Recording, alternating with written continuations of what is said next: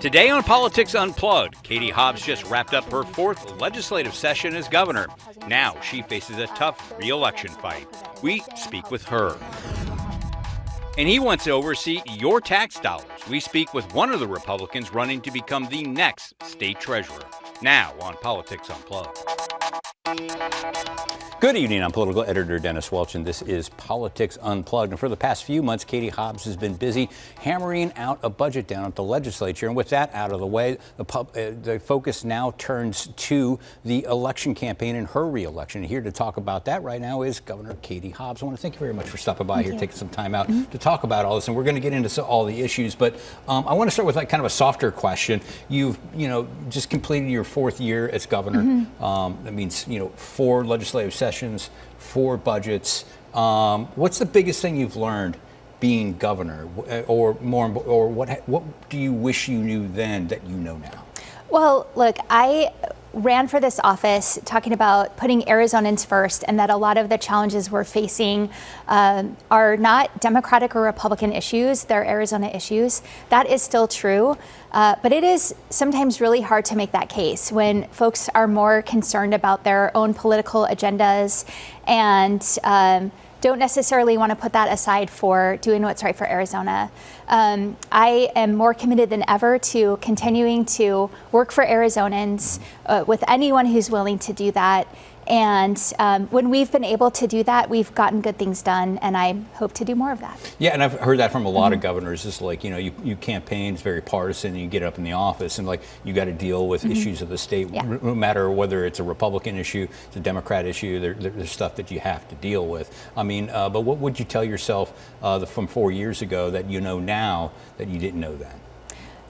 Well, I mean, again, I had experience working in the legislature, so I knew what to expect.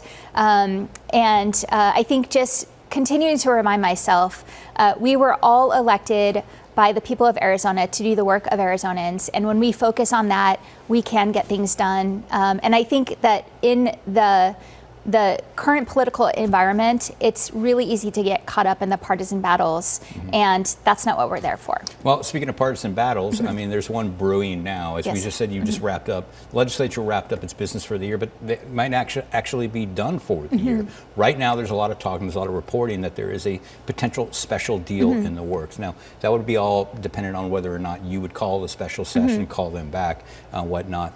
And this deals with some ESA reform. Something that you have been hammering to put some guardrails on for the entire 4 years in office. You have not been able to accomplish that at all. Talk to us a little bit about what's on the table and what's being discussed right now. Well, so there's a lot of conversations happening, and I want to just put a timestamp. We're talking on Friday morning. A lot can change by the time this is actually being aired. But the negotiations going on involve the Protect Education Arizona ballot measure that is days away from being submitted to potentially qualify for the ballot. That puts a lot of reforms on ESAs, but then also a referral that the legislature sent to the ballot at the end of session, HCR 2040. And I've heard a lot of concerns about how this would hamper public sector employees being able to negotiate in their jobs. Police, fire, teachers, other public employees. There are really big concerns about this ballot referral. Yeah, in 2040, that would place more restrictions on unions, particularly on their activities and how they would collect dues. And that's going after the teachers union. But the police and fire unions got involved because they fear that this would also affect them, correct? Yes, absolutely. So we've heard those concerns, and there's just talks going on right now to see how we can come to a bipartisan agreement that would take 2040 off the ballot. It also potentially involves some measure of ESA reforms. What about 2048? Is that part of this deal too, about repealing 2048? Now, this was also another measure they sent late night, last day of the legislature. it would, and what they say is it protects military families who get ESA monies. They wouldn't have to return unspent money, but there is a provision in that would basically nullify the Citizens Initiative that's making its way to the ballot right now, even if it passed and put guardrails on ESAs in the state. This measure would say, well, it would nullify that, correct?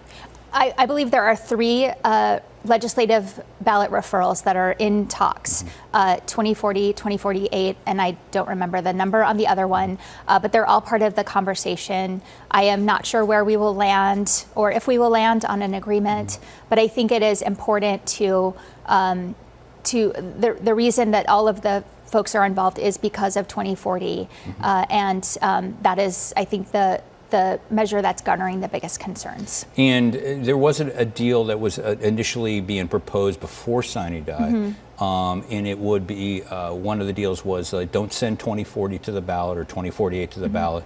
In return, there would be an extra $4 million, $5 million, something like that, to investigate misspending or potential abuse in the ESA program. Is this something that you would agree to at this point, or are you going to hold out for something else? What I am focused on is the parties reaching an agreement that addresses the concerns primarily around 2040. I'm not sure what other provisions of that agreement will be a part of a final deal, and I am willing to call a special session when I know that it will be something that's productive, that has a bipartisan deal that will address the concerns. I've seen some reporting on this too. There's been talk about as part of a deal that potentially that the people out in the streets collecting signatures for this ESA reform would drop their effort as part of a deal like that. Is that what you're hearing up there, and would you support that? Look, again, I will support a deal that can get bipartisan support. These are all parts of the conversation, and I understand just the level of effort that has gone into that. So if this was a bipartisan deal, you'd say, I'm fine, I would support getting rid of the ESA ballot measure that's on the streets right now in return for repealing whatever, as long as it's a bipartisan deal. I will support a bipartisan deal that gets harmful legislative ballot referrals off the ballot if we can get there. It is very uncertain at this point if we will get there. Okay, it's uncertain yet, but would you be holding out right now for a deal that would put guardrails on the ESA right now? Like saying, listen, okay, I'll call special session. We can repeal whatever, but in return, I also want to pass a bill that would, in your proposal, cap families for ESA programs at $150,000 a year. Is that something you would hold out for? I don't believe that is on the table right now. I know there are some ESA reforms on the table. I will never give up the fight to bring real accountability to this program. It's something that has been necessary, and that necessity is just underscored every time we see more reporting about the rampant waste, fraud, and abuse that is happening in this program. Families using those funds that should be for education to purchase luxury items like jewelry and lingerie and take vacations to California amusement parks. We need reform there. That doesn't change no matter what happens in the next few days around a special session or not. Okay, we'll have to take a quick break right now, but we'll come back and we'll continue talking. I still got some more questions about the budget and your re-election campaign. All right. That's up next when Politics Unplugged continues.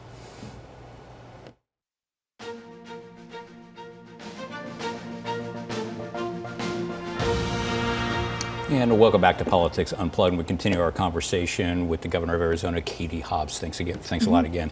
And so you passed the budget this year. You have celebrated this as another bipartisan win. But you did have to give up quite a bit. You had to give up a lot of revenue enhancers or tax increases, fee increases. Particularly, I'm thinking about you wanted a fee on water use for data centers, and you wanted some new fee schedule for betting sites here in Arizona to raise some more money. You didn't get any of that, and as a result, you're still having to do some cuts to state agencies. So, how is this a good deal for the taxpayers out there who may be depending on good government service that is now getting cut? Well, at the end of the day, this was a negotiated budget, and in that, everyone compromises, and nobody got everything that they wanted. That's been the case for the last 4 years, and it was something I expected when I introduced my budget proposal in January. But the fact is, this is a budget that delivers for Arizonans. It protects vital state services that they need and rely on, and it invests in public safety and border security. It invests in our fight to protect our Colorado River rights, and in public education, and delivers a $1.4 billion tax cut for Arizonans. And I've seen some criticism out there, quite a bit of criticism out there, because there are cuts to universities here. And universities, there's some cuts to programs that provide scholarships for students to go to college. And they're upset, they're like, why are you cutting, why would you agree to cut scholarship to send kids to college while allowing parents to send their kids to private parochial schools in K through 12? And a lot of these folks, as you know and you've said, these are wealthier families. I have continued to fight for ESA reform, which is what you're alluding to, and I've continued to fight for more investment in our public universities, which are essential to providing opportunity for Arizonans. That being said, I vetoed a budget that was partisan, that Republicans pushed through, that cut $140 million from universities over the next 3 years, and I was able to reduce those cuts to only $20 million. Now, that isn't great, but it is better than the alternative if I hadn't been there to stop those much deeper cuts. And my administration has looked for other ways to invest in our universities through ARPA dollars, the American Rescue Plan dollars that we still had available to spend. We've invested nearly $500 million in universities through those and other dollars that we had available. Last year, we were able to expand their spending capacity by $300 million with the speed bonds that we passed. That was a huge win for them. And I'm continuing to fight to support universities and make sure that our students have the opportunity that higher education affords them. All right, let's switch a little bit now. You got this re-election coming up, and your potential opponent is most likely to win the Republican nomination, has been talking a lot about the criminal investigation that you're currently under. The AG is looking at an alleged pay-to-play scheme where a big donor to your inaugural fund got a big pay increase for the government services it provides. That is ongoing right now. Your opponent is making a big deal of it. And one of the first questions I got for you is, have you agreed on a time and a place to sit down with Attorney General Chris Mays to be interviewed about this? So let me start by saying, as a social worker, I have always focused on doing what's right for Arizonans, and that is especially true when it comes to kids in our foster care system. And I'm looking forward to this investigation concluding. I know that it will show that and as public reporting has continued to show, that I was not involved in this decision, my administration was not involved in this decision, that we acted in the best interest of foster children, and the agency did as well. That being said, so no one was involved in this decision? That DCS made the best decision for kids in foster care. We are in communication with the AG about this request, and I'm going to leave it at that. So you haven't agreed to sit down with the AG to discuss this at all yet? We are in conversation with her about it. And what did you think when you first saw this? Like, you had to know, like, when you saw this happen, when you first learned about it, that this wasn't going to look good. I did not know it was happening. I was not aware that a rate increase was being discussed. I never discussed it with the donor. Public reporting has confirmed that over and over again. Okay, and again, let's talk a little bit more about some other issues that are big this year. Affordability. Democrats are running a lot on affordability. Again, Andy Biggs recently, I'm going to give you a chance to talk about this, recently voted against a bill in Congress that was aim was to reduce the cost of housing. Whether it would have or not, I'm not exactly sure, but that was the goal of this bill. Him and David Schweikert voted against that. I want to give you a chance to address that. Was that a good thing for the Republican challengers to do? Look, it is unfathomable to me that somebody who is criticizing my record on affordability, which I think I have a lot to speak to in what I've done to lower costs for Arizonans, continues to vote in favor of Washington's cost hiking agenda, or vote against measures that will actually help families buy homes in Arizona, and not think that Arizonans are going to hold him accountable for that. Andy Biggs and David Schweikert are responsible for rising costs in Arizona. They have voted in support of tariffs that are raising costs for Arizonans. They have voted in support of the Iran war that is making gas and everything else go up. They've voted to rip away health care and increase health care costs for Arizonans. They own those costs, they own that agenda, and they can't hide from that. Okay. I want to wrap up 2 more questions. I want to wrap on this. Obviously, you are running again. Part of your re-election campaign is you're running on the tax cut package you just passed. It's inspired by the Donald Trump tax cuts. It's obvious you're not running to lead the Republican lead the Trump resistance here. I want to ask you on the other side. We just saw a slate of Democratic Socialist candidates win out east. When you see that stuff like that, does that make it easier or harder for Democrats to win elections like yourself? Look, I am not thinking about the impact of some races in a city all the way across the country and what that means for Arizona. I'm going to continue to focus on what I'm hearing from Arizonans. They want lower costs. They want secure borders. They want me to protect our water. They want to continue to have opportunity, and that's what I'm focused on. Yeah, but in raw politics, though, I mean, Democrat socialists, is that a good thing for your party? I will leave that to the pundits. I'm focused on Arizona. And let me wrap on this question. It's more of a topical question here. We're going into the 4th of July holiday here pretty soon. The governor of Utah just banned all fireworks in that state. That has not happened here. Is that something that maybe that you could look at? Is that something you could take any measures to limit fireworks or ban them all right? And should it be? Because we're looking at Arizona now. We're in the middle of the wildfire season. Out here, it's very hot. It's very dry. Is this something that you would want to look at limiting? It is not something that we've considered or that has been brought to us for consideration. The legislature has passed legislation approving fireworks. There are certain limitations, and so I think those limitations have taken into account communities that are at higher risk. Yeah, and the legislature has expanded the number of days you can do fireworks. Do you think that's smart? Well, look, I mean, we're facing a particularly challenging wildfire season right now. The legislature passed it. This is where we are. All right. I want to thank you very much for stopping by here. That's all the time we have. But when we return, the Republican candidate for treasurer, Elijah Norton, is here on Politics Unplugged. And we don't have our usual panel this week, so for that, check out the Politics Unplugged podcast. This week, I'm joined by Marcus Dellartino and Stacey Pearson.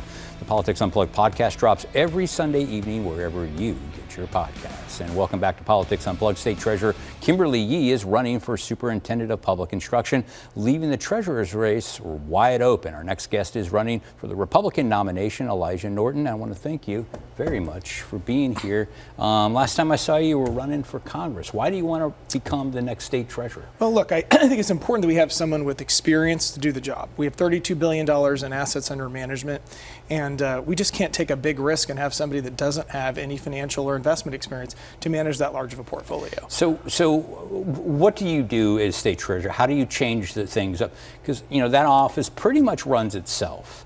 And, you want to do safe investments and whatnot. And there are people that have worked there for years. It can function pretty well without a treasurer coming in and shaking things up. What do you want to do? Well, I mean, my goal isn't to shake things up. My job is to provide steady leadership in the office. And look, while you do have an office of qualified people, you need someone at the top when things happen and let's say there's a financial problem the next 8 years or whatever. You need someone that can make the tough calls as the state treasurer, as the state's chief banking and investment officer, because that's what the treasurer is. Okay. And what are the differences that you are running against? You have an opponent in this primary, and you've debated her. And clearly, you don't think she's qualified for anything. What's the biggest differences between you and your opponent? Well, it's not about thinking, it's about a fact. My opponent has no finance or investment background. She's admitted on camera on multiple occasions she has no finance and investment background.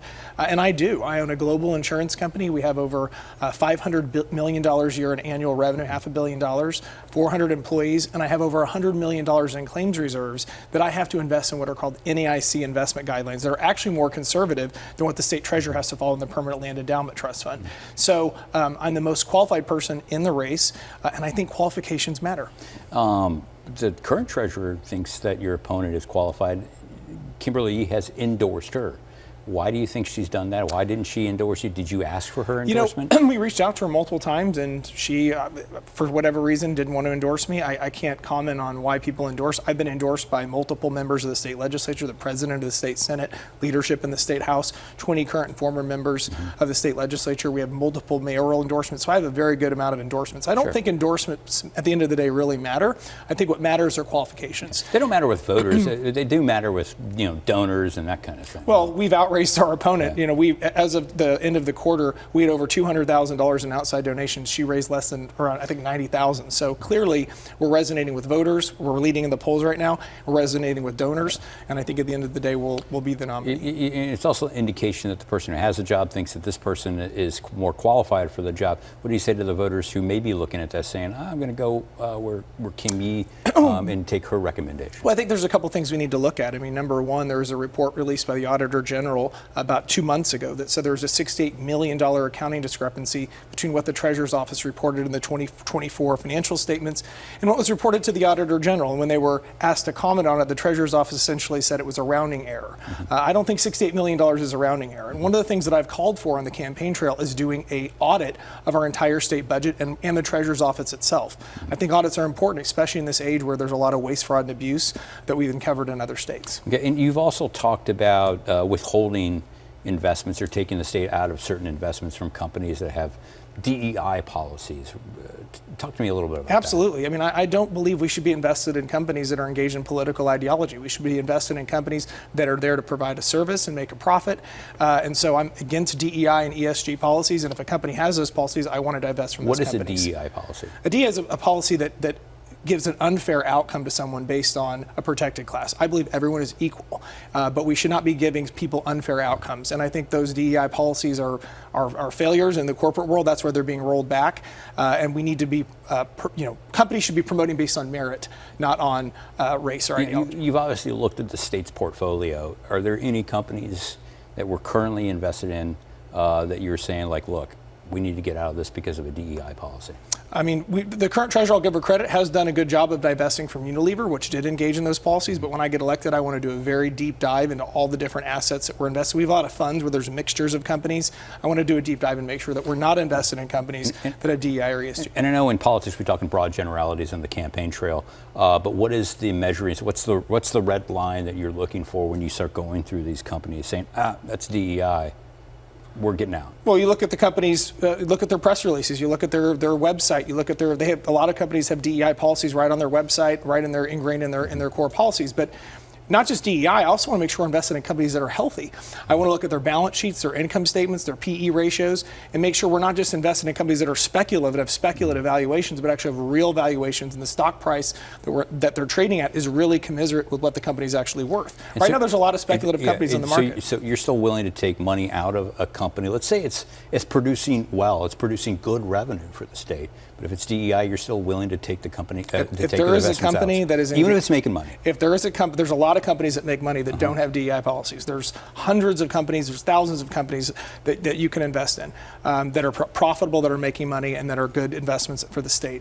I do not want to be invested in companies that engage in political ideology. Okay. What about the opposite of that? What about like companies that are engaged in things like that could be seen as like racist or xenophobic or bigoted kind of thing? Would you withdraw support from them? I don't want to be invested in any company that's engaged in anything that's, for example, any company that's against Israel. I don't want to be invested in a company like that. So, okay. I'm a big supporter of Israel and our Jewish community. All right, we're going to have to end right there. That's all the time we have, but be sure to join us next week for more Politics Unplugged. Good night.